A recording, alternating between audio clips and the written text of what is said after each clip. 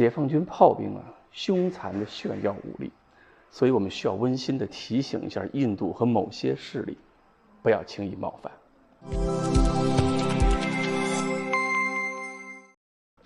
各位网友，大家好，我是刘小飞。解放军的陆军呢，一直是大炮兵主义，这个大家都很清楚。原因很简单，因为过去我们对空军实在是指望不上。你看美国人动不动就是召唤空军地面轰击一下，过去解放军一讲话，你空军能干嘛？所以呢，遇到一些个顽固的目标、坚固的目标，所以解放军考虑就是炮兵干。所以现在发展出来，解放军就有一支世界上独一无二的最强大的炮兵火力了。那么现在这个解放军炮兵跟过去相比的话呢，可能是胃口比以前更大，喜欢的是更大的射程、更高的精度。我们现在是要把火箭炮当导弹用的。而且呢，我们以前也演示过，比如300远火远程打击，能够精确的让弹头啊砸在目标的那个什么旗杆那个位置上，都是演示过的。只不过呢，最近解放军的一次演示啊，这个火力演示有点野蛮的不像话了，过于残忍。演示地点呢是在新疆军区阿克赛钦那边嘛，内容是一个连的老式火炮，就是83式122榴弹炮一个连，然后摆成一个阵地，一个标准阵地。然后另一个部队呢是用300毫米口径的远程火箭炮，距离150公里开火，然后要让每一发炮弹精确的命中一门83式122榴弹炮。不仅如此啊，还要在那个靶位上设置若干个 GoPro， 然后就用 GoPro 去拍摄炮弹准确命中那些老火炮的一个非常清晰的视频，还要放出来。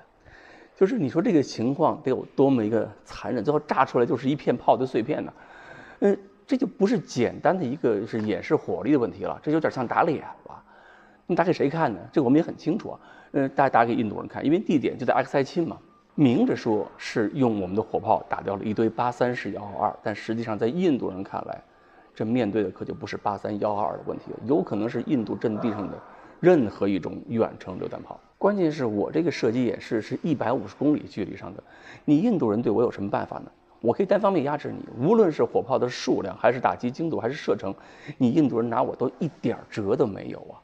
关键是数量，你要像印度这样的国家，它实际上是搞一点远程榴弹炮真的是不容易。比如他当年曾经从瑞典买过那个 FH-77，后来呢又从美国买了一批这个 M777嘛，还从韩国还引进了就是 K9的那个生产线。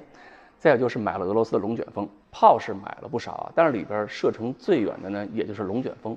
使用一般的炮弹呢，射程也不过是70公里，没有咱们这次射程150公里一半。就算是改进之后的炮弹，最远的射程也不过是90公里，根本就够不着我们最大射程，还有这个精度都没法比。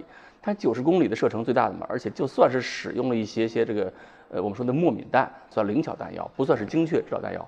这个呢，跟我们那种远程打击弹药相比，也是没法比的东西。关键是印度人买炮的时候吧，还总喜欢弄点小赖皮，耍个赖什么的。然后今天要毁个约呀，明天要号称要宣布要撤销这个订单之类的，就是弄得这个大家都很不开心。所以欧洲一系列大厂子都被这个印度人弄得是非常难受，现在都不愿意搭理印度人。但是现在呢，印度人决定要搞自己的这个国产化，搞了国产化之后，生产自己的这个装备，生产自己的炮弹嘛。那么搞完国产化之后，印度这就开始跟解放军炮兵形成一个有力竞争了。但是你要注意啊，我说的有力竞争是印度工厂摧毁印度炮兵的能力，有可能跟解放军炮兵形成竞争了。因为印度生产的炮弹已经造成了多次炸膛事故，如果中印之间没有大打出手的话，那么有可能是印度工厂造成的印度炮兵伤亡远远超过解放军，这是有可能的。所以呢，我们必须温馨地提醒一下印度啊。印度军队也许没有把印度军人当人看，但是呢，宝贵的火炮来之不易。除了印度这些工厂会摧毁一批印度装备之外，千万注意，面对解放军那些个性格暴躁的炮兵部队，不要以为自己力量用上来。说完印度呢，咱可以说说台湾，顺便的嘛。这个演示呢，虽然是紧邻的这个印度在阿克塞钦，但是观众可不仅仅局限于印度人。要知道，在台湾呢，在澎湖啊，在金门、马祖等等地方，有的是解放军炮兵感兴趣的目标。说不定什么时候在东南沿海，解放军还会搞一次用火箭炮远程打击、覆盖机场跑道这种演习演练。